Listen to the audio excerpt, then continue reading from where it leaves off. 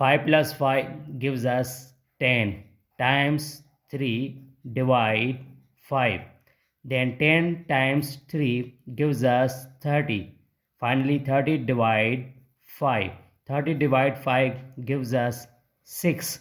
But this answer is not correct because according to order of operation, first we do parenthesis, then exponent, then multiplication or division, finally addition or subtraction. Remember that in multiplication and division have equal priority and we have worked from left to right.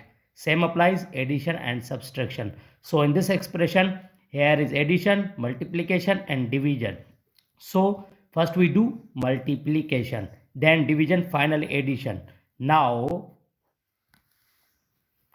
5 plus 5 times 3 divide 5. Here we do first multiplications. 5 plus 5 times 3 gives us 15 divide 5. Now 15 divide 5 gives us 3. Finally 5 plus 3 gives us 8. This is the right answer.